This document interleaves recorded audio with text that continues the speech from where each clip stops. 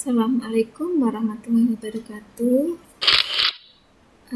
Halo, ketemu lagi bersama saya di mata kuliah Sistem Informasi Akuntansi. Nah, pada pertemuan kita kali ini kita akan membahas mengenai siklus pengolahan data dan manajemen database. Jadi nanti pada subbab kali ini kita nanti akan belajar mengenai bagaimana menguraikan dan memberikan contoh tentang aktivitas dasar yang terjadi pada siklus pengolahan data. Kemudian nanti setelah belajar pada sesi ini diharapkan kalian nanti mampu menjelaskan cara memperoleh atau merekam data dan memasukkan data tersebut ke dalam sebuah sistem pengolahan data. Kemudian mampu menjelaskan konsep dasar mengenai penyimpanan data dan menguraikan file dan database data penggunaannya, serta diharapkan mampu menjelaskan cara-cara mengenai terkait dengan pemeliharaan file. Nah, sebelumnya kita harus tahu dulu ya apa itu siklus pengolahan data, pengertian dari siklus pengolahan data.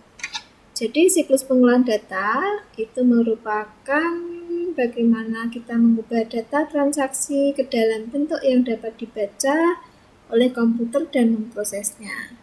Setelah data itu diproses, maka data akan disimpan dalam bentuk yang dapat dibaca oleh mesin dan kemudian nanti dikonversi ke dalam bentuk yang dapat dibaca oleh manusia. Kegiatan ini disebut dengan siklus pengolahan data. Jadi bisa kita lihat skemanya seperti pada layar. Untuk siklus pengolahan data ini nanti akan melibatkan 4 jenis kegiatan. Yang pertama yaitu input data atau memasukkan data. Memasukkan data diinput, kemudian data itu diproses, kemudian ada penyimpanannya ya, data itu disimpan. Kemudian setelah itu akan menghasilkan output berupa informasi. Dalam akuntansi informasinya adalah yang dihasilkan adalah berupa informasi laporan keuangan. Nah, ini aktivitas-aktivitas di dalam siklus pengolahan data.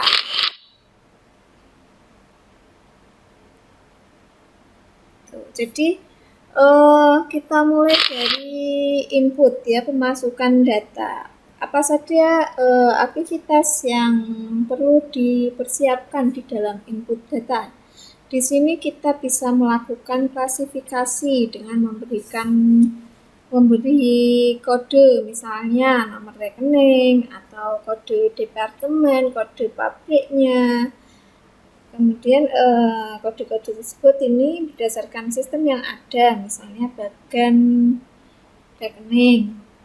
Kemudian dilakukan masih di input data, dilakukan verifikasi ya. Verifikasi untuk apa? Untuk menjamin akurasi data.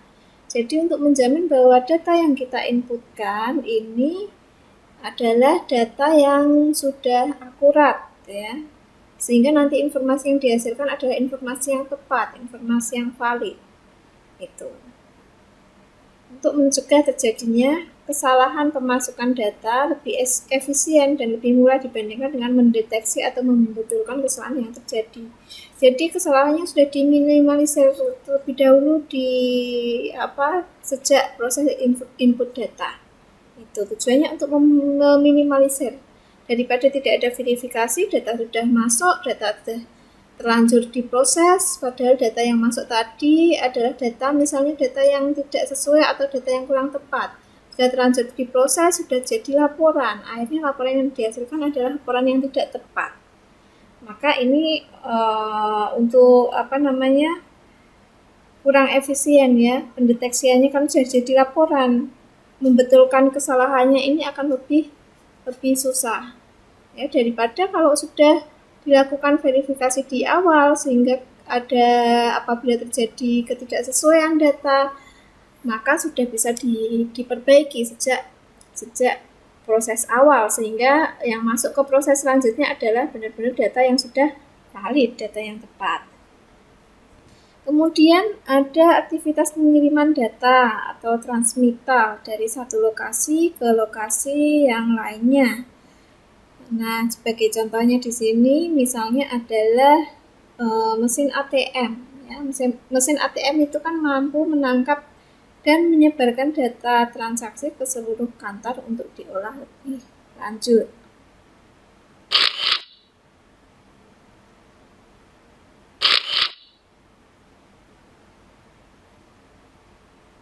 Nah, ini contohnya mesin ATM.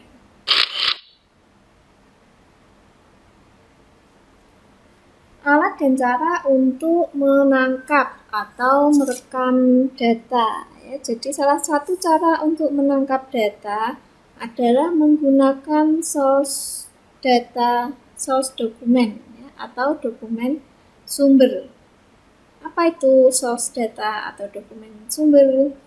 Dokumen sumber adalah sebuah formulir tercetak yang digunakan untuk merekam data transaksi. Contohnya apa ini yang termasuk di dalam dokumen sumber? Contohnya misalnya ada surat pesanan penjualan, kemudian permintaan pembelian, ini juga termasuk dokumen sumber. Kemudian ada laporan penerimaan barang dan faktur penjualan. Itu contoh-contoh dari dokumen sumber ya, atau dokumen sumber ya, dokumen awal. Atau kalian biasanya sering menyebutnya dengan bukti transaksi atau dokumen transaksi, itu namanya dokumen sumber. Kemudian data ini juga dapat digunakan untuk dengan menggunakan turnaround dokumen. Ya, apa itu turnaround dokumen? Turnaround dokumen ini merupakan dokumen yang dihasilkan oleh komputer perusahaan lalu dikirimkan kepada pihak luar. Kemudian kembali lagi ke perusahaan dan difungsikan sebagai input. Jadi dokumennya ini muter ya. Turnaround itu kan artinya muter-muter ya, jalan-jalan, muter-muter. Ya, seperti kalau Anda muter-muter, kan nanti Anda muter-muter jalan-jalan keluar, nanti balik lagi ya ke dalam rumah, misalnya seperti itu. Nah, dokumen juga bisa jalan-jalan ya, atau bisa muter-muter. Ini jadi dokumen yang dihasilkan ini dikirimkan ke pihak luar. Kemudian dari pihak luar tersebut nanti akan kembali lagi ke perusahaan, balik lagi dan difungsikan sebagai input data pemrosesan selanjutnya.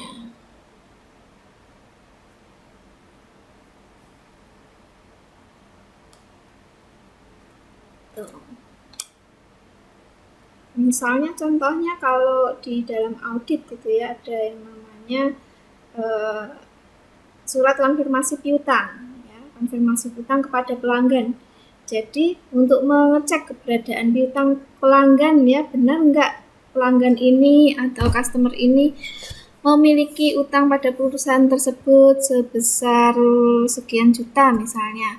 Nah, ini perusahaan audit akan mengeceknya kepada nasabah secara langsung dengan mengirimkan konfirmasi piutang kepada pelanggan. Kalau betul nanti kan pelanggan menjawab ya betul, jumlahnya sekian. Atau kalau tidak sesuai nanti pelanggan juga biasanya akan komplain ya, sebenarnya jumlahnya sekian, kok dicatat sekian. Nah, dokumen tadi, surat konfirmasi piutang tadi nanti akan dikirim kembali ke auditnya ya, jadi balik lagi dan itu nanti akan menjadi input untuk dimasukkan ya, untuk mengecek ke proses selanjutnya. Itu namanya turnaround dokumen ya. Kemudian ada source data automation, yaitu alat yang digunakan untuk menangkap data transaksi yang dapat menangkap data langsung dalam bentuk yang dapat dibaca oleh komputer. Contohnya di sini adalah mesin ATM, itu termasuk di dalam source data automation. Ada mesin ATM dan juga ada barcode scanner misalnya. Gitu. Jadi alatnya ini kan bisa menangkap data atau bisa membaca data seperti barcode scanner kalau Anda belanja di supermarket ya. Kemudian kasirnya itu menginputkan datanya ya. Ini barang ini harganya sekian itu kan tidak usah ngetik kembali tapi tinggal discankan di dalam suatu alat yang namanya alat barcode pembaca barcode itu ya. Barcode scanner, barangnya di barcode-nya tadi, kode barcode yang ada di barang didekatkan di mesin scannernya, maka nanti mesin scannernya itu akan mampu menangkap data di dalam di dalam barcode yang ada di produk tersebut, sehingga nanti akan terekam dan akan muncul di layar komputer barang A harganya sekian, otomatis seperti itu. Atau ATM ya, ATM kan Anda memasukkan kartu ATM. Mesin ATM di situ dia akan menangkap data secara langsung dalam bentuk yang dapat dibaca. Anda ingin mengecek saldo di situ kan nanti bisa membuka data saldo Anda sejumlah sekian, atau Anda akan menarik uang sebesar sekian, maksudnya akan menangkap data yang Anda instruksikan di situ. Itu namanya source data automation gitu. Jadi di sini contohnya adalah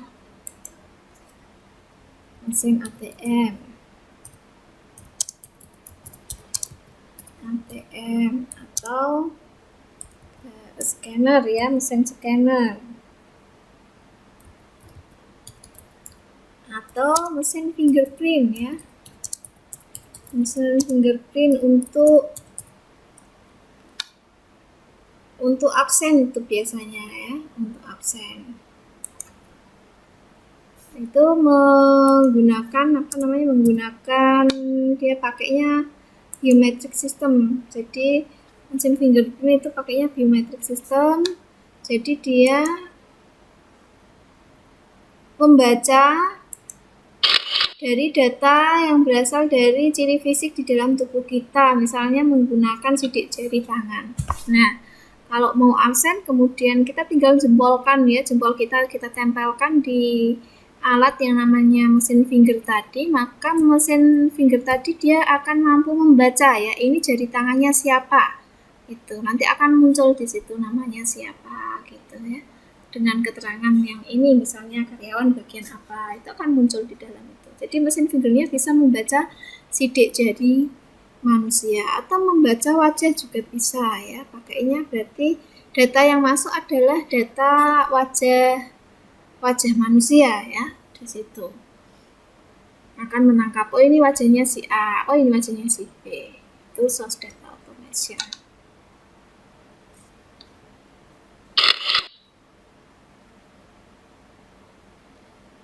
Kemudian kalau tadi proses pemasukan data atau data input, kemudian masuk ke penyimpanan data atau data storage ya.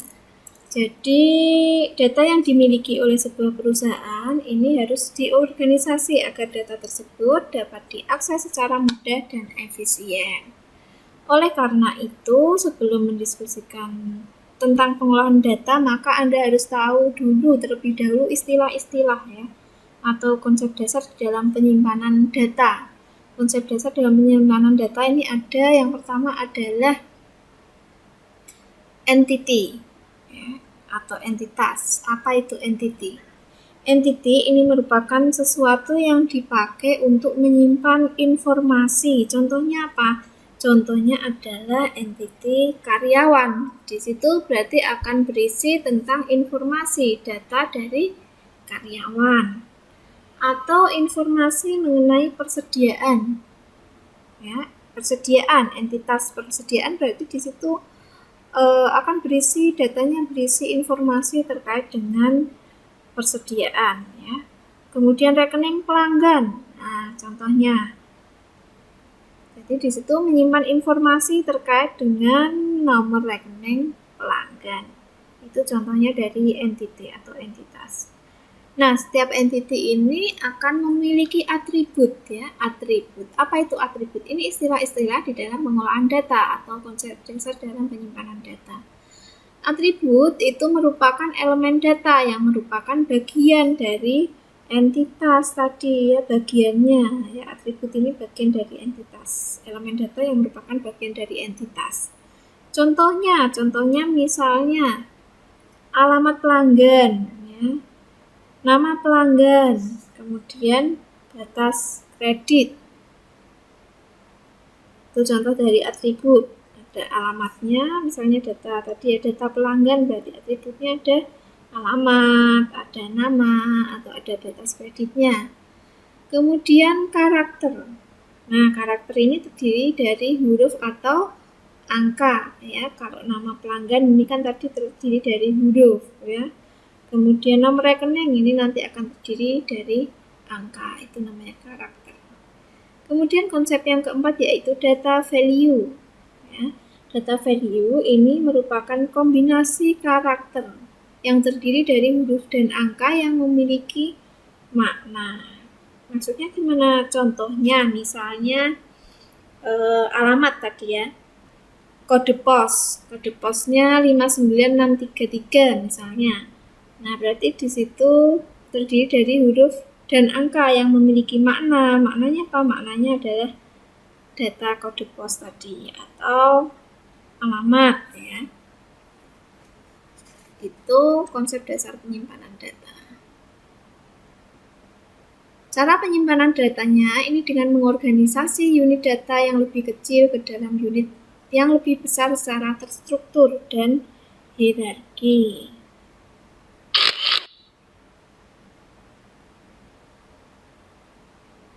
Jadi secara rinci hierarki data dari data terkecil sampai data yang paling besar ini mencakup yang pertama ada namanya field ya. Field. Apa itu? Field itu adalah kumpulan elemen data terkecil yang disimpan dalam sebuah spasi. Itu namanya field.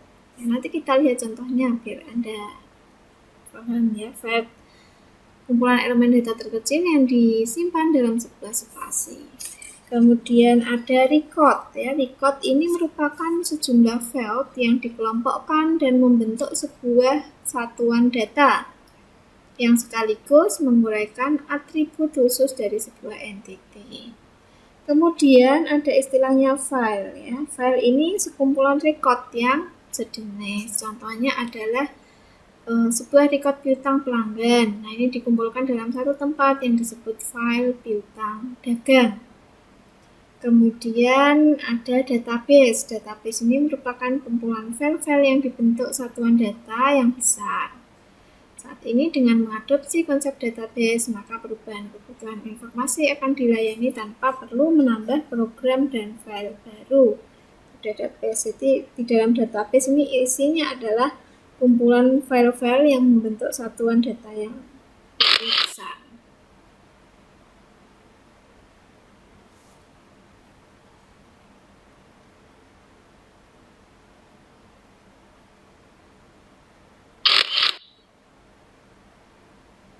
Contohnya ya, kita lihat contohnya.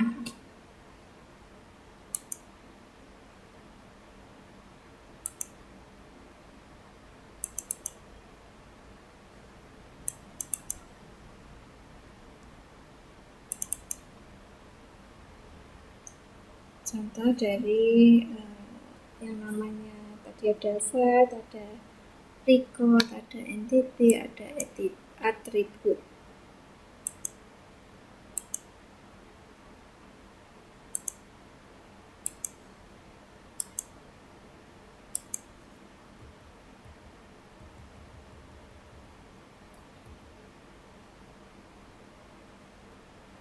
Nah, ini misalnya ada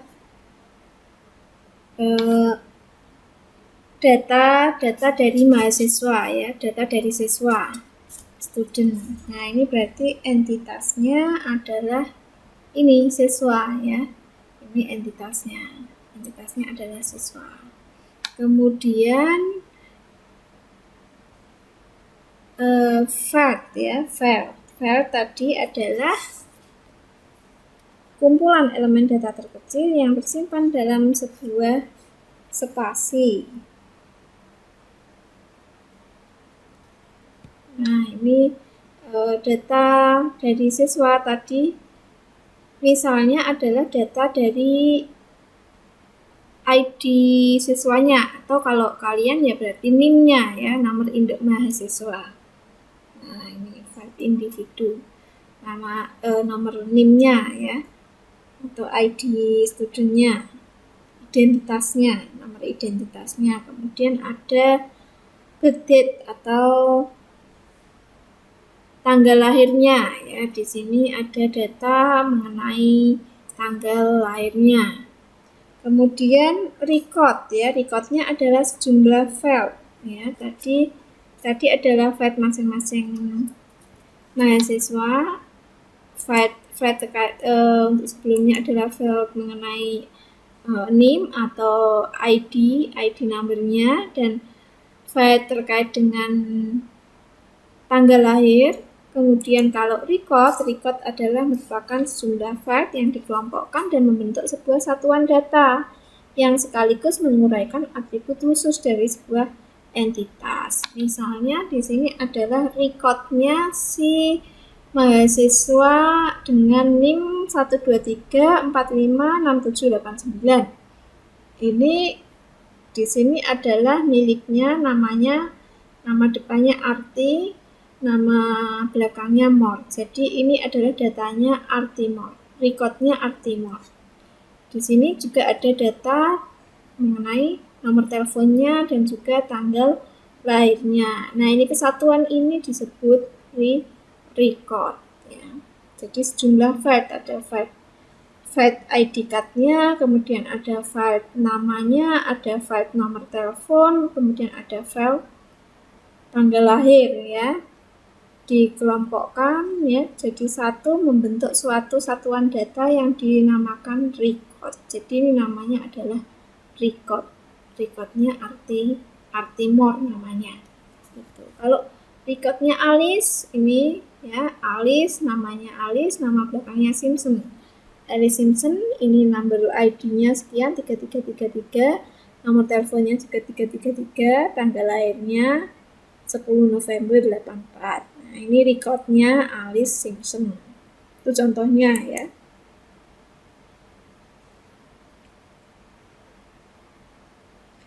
Nah, kemudian file. Contoh dari file ini adalah sekumpulan record yang sejenis. Jadi di sini adalah berisi filenya file student ya, file siswa. Ya, file siswa. Di sini ada tiga recordnya Alice, kemudian recordnya Alexander dan Artimor. Dikumpulkan jadi satu dengan data yang sejenis ya.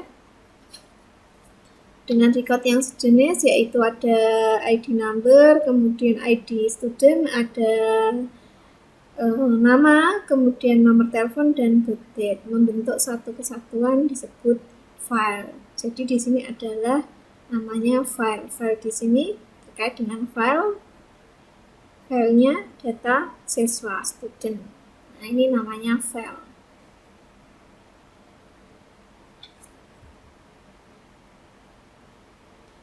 Nah, kalau database itu adalah kumpulan dari file-file yang membentuk satuan data yang lebih besar ya. Jadi lebih besar di sini. Jadi berisi ada file student, kemudian ada file advisor dan ada file kelasnya.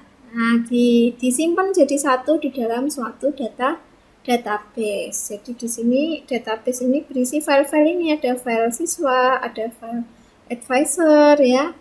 Awas, ada file kelas ya, ini jadi satu membentuk database. Nah, itu contohnya ya, contoh dari itu tadi ada file, record, file, dan database ya. Gambarannya seperti itu. Itu bisa dikembangkan lagi, misalnya database dari pelanggan ya, customer ya, database dari nasabah gitu, atau database-nya supplier. Nah, bisa dikembangkan lagi seperti itu. Nah, itu contohnya. Kita kembali lagi ke siklus pengolahan data.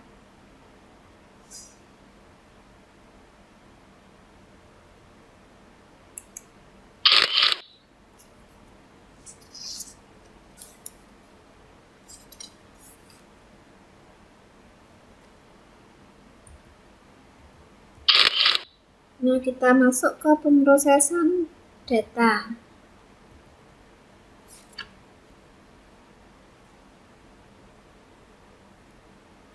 Pemrosesan data ini merupakan aktivitas pengolahan data yang paling sering dilakukan adalah pemeliharaan data, yaitu pemrosesan transaksi periodik untuk memperbarui data yang tersimpan. Nah, jenis-jenis pemeliharaan data yang biasanya dilakukan dalam pemrosesan ini ada aktivitas penambahan atau addition, yaitu proses memasukkan data atau record baru ke dalam file. Kemudian ada aktivitas penghapusan, menghapus ya, mendelete. Ini juga termasuk jenis-jenis pemeliharaan data di dalam aktivitas pemrosesan pengolahan data. Kemudian ada aktivitas pembaruan atau update data ya. Kemudian ada aktivitas pengubahan, mengubah data atau change, yang merupakan modifikasi file yang memerlukan pembaruan secara berkala, seperti misalnya alamat. Kalau ada perubahan data, misalnya dia pindah rumah ya, alamatnya ganti, biar tidak jadi alamat palsu ya. Atau status riwayat kreditnya ya, sudah dilunasi sekian, masih kurang sekian, kan perlu dilakukan pengubahan data atau perlu dilakukan update data. Nah, itu aktivitas di dalam pemrosesan data. Kemudian aktivitas lainnya selain ada penambahan, penghapusan, pembaruan, dan pengubahan, ini juga ada aktivitas perhitungan ya. Melakukan perhitungan, melakukan calculating, yaitu melakukan berbagai macam manipulasi matematik. Bukan manipulasi di sini bukan melakukan tindak kecurangan ya, tapi mengotak-atik data ya, misalnya menambah ya, atau mengurangi atau membagi seperti itu. Kemudian pembanding atau comparing, yaitu membandingkan dua atau lebih elemen data. Kemudian juga aktivitas lain di dalam pemrosesan data termasuk peringkasan atau summarize, yaitu menggabungkan data menjadi satu angka. Dan pemilahan atau filtrasi, memilah data atau tadi ya, memverifikasi data untuk supaya bisa masuk ke pemrosesan berikutnya.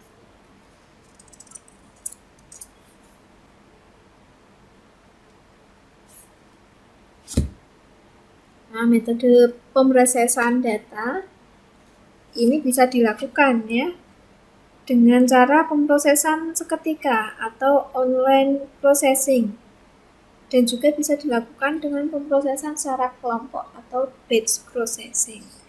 Kalau online processing ini komputer ini menangkap data secara elektronik ya, dan menyimpannya sehingga data tersebut dapat diproses lebih lanjut. Jadi langsung ya, saat ada transaksi kemudian langsung diproses secara seketika atau secara langsung. Contohnya itu kalau misalnya kalian pergi ke bank ya, kalian melakukan aktivitas kegiatan di bank, misalnya melakukan kegiatan penarikan ya, atau mau menabung di bank ya. Setelah Anda mengisi struknya ya, mau menabung, kemudian Anda bawa ke kasir, kemudian nanti petugas kasirnya dia akan memproses data Anda ya, lakukan proses. Nah, prosesnya itu dilakukan sekarang kan bank, hampir semua bank sudah prosesnya secara online ya, jadi langsung data saat itu juga ya Anda melakukan menabung ya, penyimpanan. Nah, itu kasirnya dia akan langsung segera memproses real time ya, online real time. Saat itu juga data Anda akan dimasukkan ya, otomatis data Anda langsung saat itu juga akan terupdate karena sistemnya sudah online sekarang ya. Sehingga kalau sekarang ini Anda mau menabung ya di salah satu bank, Anda tidak harus di satu tempat itu, di bank yang sama maksudnya ya. Anda bisa di cabang-cabang yang lain ya, melakukan aktivitasnya di cabang yang lain bisa, karena sudah online, jadi bisa dibuka di mana-mana di dalam, misalnya di Anda menabung di BNI ya misalnya. Nah, Anda mau menabung di BNI cabang A, atau di Anda pas keluar kota mau ke BNI kota tersebut, bisa dilaksanakan karena sistemnya sudah online, data terpusat, jadi data Anda nanti bisa dibuka di cabang BNI yang berbeda seperti itu. Kalau dulu sebelum sistemnya belum online ya, masih offline, ini masih di satu tempat ya, zaman saya sekolah dulu itu belum online bank-bank.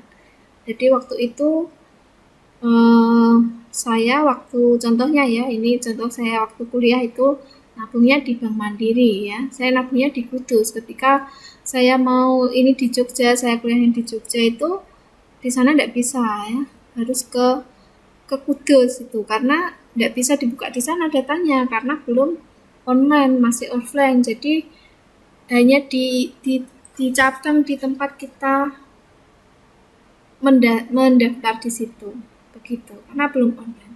Tapi kalau sekarang mau di mana saja sudah bisa karena sistemnya sudah online ya, online real time gitu.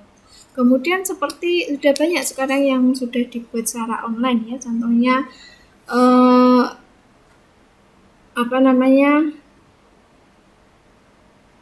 SIM ya, membuat SIM, kemudian STNK ya, STNK membayar pajak itu sekarang juga sudah online ya, mau dilakukan dari rumah juga bisa, dan pemrosesannya saat itu juga ya. Bikin STNK atau perpanjangan STNK ya, Anda sekarang sudah online, memasukkan datanya di sana ya. Anda misalnya di Kudus, Anda buat di kota yang lain pun bisa, karena di situ online, datanya bisa dibuka ya, dengan buka ID Anda ya, nomornya Anda, data Anda, maka akan bisa dilihat di situ. Itu online processing. Kalau pemrosesan secara kelompok atau batch processing, ini pemrosesan terhadap data yang dikumpulkan terlebih dahulu selama beberapa periode, misalnya setiap jam atau setiap hari, atau misalnya per 50 transaksi baru akan diproses, per 100 transaksi baru akan diproses, sehingga di situ dia tidak real time prosesnya ya, menunggu sesuai dengan kebijakannya ya, misalnya per 100 transaksi baru akan dilakukan pencatatan. Kalau itu berarti nggak online ya, tapi sistemnya dengan sistem batch processing atau secara kelompok.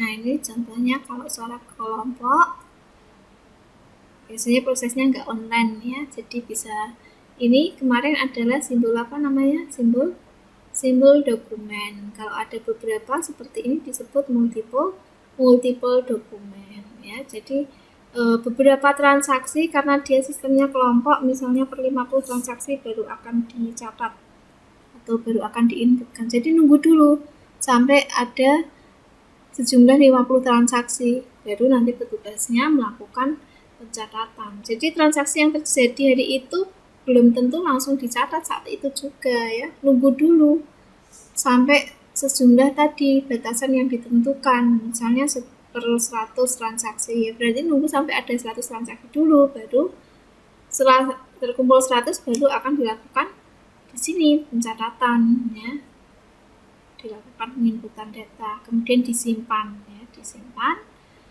kemudian masuk di database ya, master file, baru dicetak. Itu sistem batch. Jadi menggabungkan bukti-bukti transaksi ke dalam satu kelompok prosesnya, kemudian memasukkan kelompok data, misalnya sesuai batas waktu atau jumlah data, urutkan filenya dan edit data, baru simpan data pada file sementara, Kemudian diproses seluruh kelompok data dan diperbarui file lama dengan data transaksi, baru dicetak laporan. Kemudian kalau yang pemrosesan seketika, ada yang online real time processing, ini dibagi dua juga ya, ada online real time dan juga ada online batch processing. Jadi kalau online real time processing ini contohnya tadi ya, yang contohnya di bank tadi ya, atau mesin ATM itu juga ya, Anda melakukan transaksi, saat itu juga kan transaksi Anda akan diproses, data Anda juga langsung terupdate saat itu juga. Misalnya Anda melakukan penarikan di mesin ATM ya, di situ mesinnya akan real time ya, mencatat, mengupdate datanya, dari saldo Anda dari sekian langsung berkurang, data penarikan Anda sekian, saldo Anda tinggal sekian ya, data di bank Anda otomatis akan berubah gitu ya, saat itu juga, nggak usah nunggu besok nyatetnya ya. Jadi saat itu juga, contohnya dari online real time processing, sistem-sistem di perbankan contohnya seperti itu yang online real time. Kalau yang batch processing ini dia sistemnya online, tapi pemrosesannya nanti secara kelompok dulu ya. Jadi dikumpulkan ya, menangkap data secara elektronik, setelah itu disimpan untuk diproses lebih lanjut di masa mendatang setelah mencapai satu kelompok. Namun sistemnya metodenya secara online. Jadi nggak langsung saat itu juga data Anda terupdate, tapi nunggu dulu ya sampai dengan satu kelompok ya yang ditentukan. Seperti itu. Skemanya seperti ini gambarnya. Itu jadi tadi sistem pemrosesan ada dua ya, sistem online processing dan sistem batch processing. Untuk yang online processing ini juga terbagi menjadi dua lagi ya. Ada yang online real time atau saat itu juga diproses, ada transaksi langsung diproses, saat itu juga data berubah. Ada yang online batch processing, jadi ditunggu dulu ya dalam satu kelompok tertentu yang sudah ditentukan itu ya. Itu baru nanti akan dilakukan pemrosesan ke tahap selanjutnya.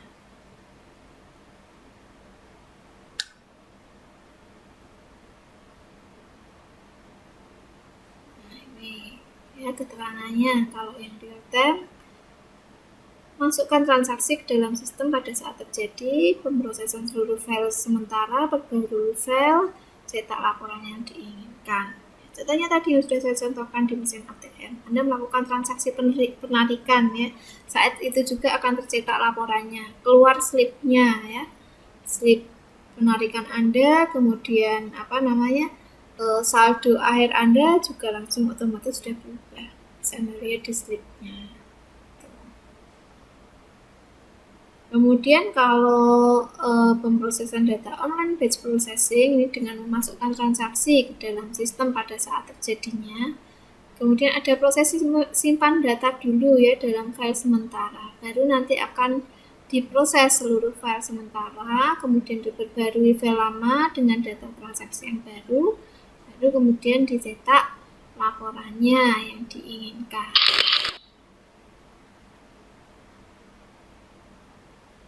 Nah, output informasi ya, outputnya berupa informasi. Kalau dalam akuntansi, inputnya berupa informasi laporan keuangan. Jadi di sini output merupakan proses menghasilkan output dari hasil pengolahan data ke alat output device, yaitu berupa informasi. Yang biasanya informasi itu disajikan di dalam 3 bentuk ya, bisa berupa dokumen ya, dokumen yang berisi transaksi atau data perusahaan. Bisa juga dalam bentuk laporan ya, laporan yang dibuat, bisa untuk internal saja atau juga bisa untuk eksternal ya, untuk keperluan intern maupun ekstern. Kemudian informasi yang lain yang bisa disajikan yaitu dalam bentuk query ya. Apa itu? Query ini merupakan informasi yang diberikan oleh sistem karena sistem merespon permintaan data secara spesifik. baik bentuk, isi, maupun waktu dihasilkannya informasi tersebut. Begitu. Jadi tujuan dihasilkannya informasi pada dasarnya ini ada dua hal ya. Yang pertama itu untuk tujuan keluar atau eksternal, dan untuk tujuan ke dalam atau internal. Nah, untuk tujuan keluar ini seperti laporan keuangan, jadi dihasilkan untuk memenuhi pertanggungjawaban pengelolaan perusahaan. Jadi bisa diakses oleh pihak-pihak eksternal seperti contohnya investor ya, kreditor ya, pemerintah. Nah, itu pihak-pihak eksternal. Jadi tidak hanya untuk untuk manajemen saja pihak internal, tapi juga dipublish keluar juga untuk masyarakat ya, untuk investor, kreditor dan lain sebagainya. Itu tujuan eksternal. Kalau tujuan ke dalam ini berarti hanya untuk pihak intern saja ya, untuk memenuhi kebutuhan informasi oleh manajemen guna membantu melaksanakan tugas-tugas manajerial. Jadi informasi yang dihasilkan hanya untuk manajemen saja, dia tidak dipublish keluar, tidak dipublish ke terbuka ke masyarakat. Itu tujuan informasi ke dalam atau internal. Oke, demikian tadi materi kita untuk pertemuan kita kali ini. Kita akan lanjutkan pada materi selanjutnya ya di pertemuan yang akan datang. Oke, selamat belajar ya, selamat belajar sistem informasi akuntansi. Semoga bermanfaat untuk kita semua. Oke, saya akhiri pertemuan kita kali ini. Assalamualaikum warahmatullahi wabarakatuh.